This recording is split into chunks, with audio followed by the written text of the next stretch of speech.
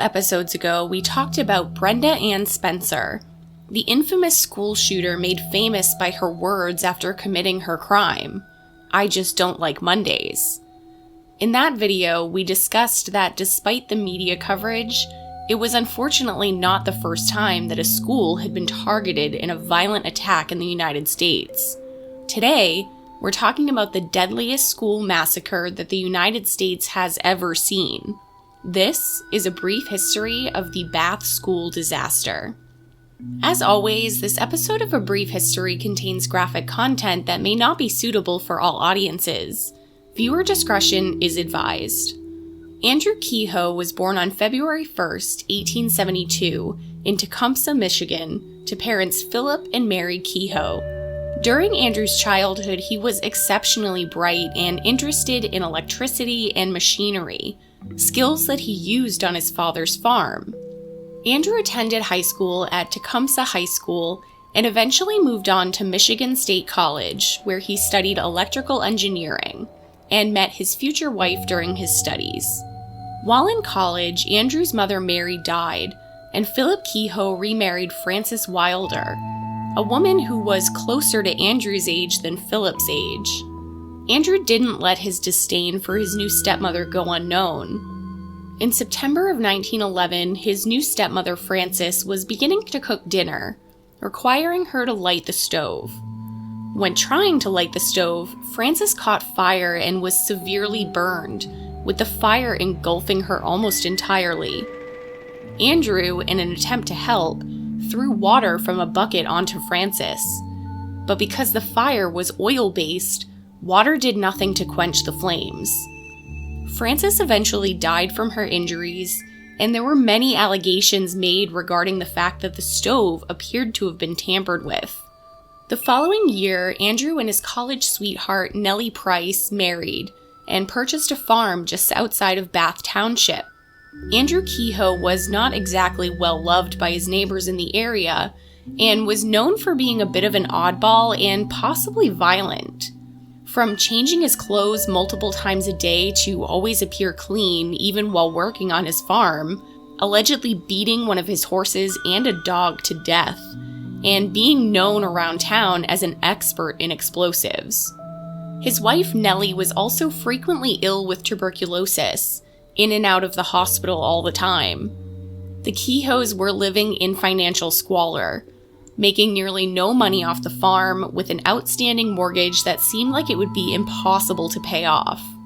But despite his misgivings, Andrew was involved in the community and got involved in local affairs, eventually becoming a member of the school board for Bath Township as the treasurer. In addition to being treasurer, Andrew was also known for his mechanical prowess and was frequently asked to fix a number of issues that arose at the school.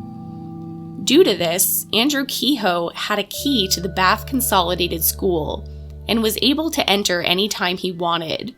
In 1925, Andrew was elected as the Bath Township clerk, but was defeated by his opponent during the next year in the 1926 election. This infuriated Andrew, and unfortunately, he was known to hold a grudge.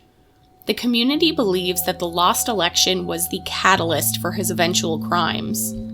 Months before the disaster, Andrew began entering the Bath Consolidated School and started placing small amounts of dynamite and explosive pyridol underneath the floorboards in various parts of the school.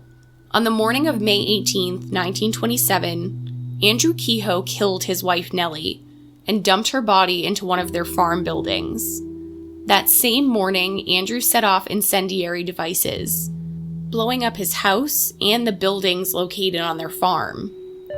At the same time, on the last day of classes for the school year, the explosives that had been meticulously placed in the floorboards of the school exploded as the timer Andrew had planted went off, destroying the entire north wing of the school. Luckily, the explosion from the north wing damaged the timer on the explosives in the south wing, and they did not go off as intended. The explosion happened at 8:45 in the morning and had been heard from miles away. People began quickly gathering at the school, attempting to rescue or help anyone still alive in the rubble of the north wing. As they began to help the injured and search for the missing men, women, and children, Andrew Kehoe pulled up to the school in his truck. After a brief altercation with the superintendent, Andrew fired a rifle at his truck, filled with shrapnel and explosives, killing himself and others who had survived the original explosion. In total, 45 men, women, and children, Andrew included, perished in the Bath school disaster, and another 58 were injured. It took until 6 p.m. that evening to pull any injured or, unfortunately, deceased bodies out from the rubble of the now half-destroyed school.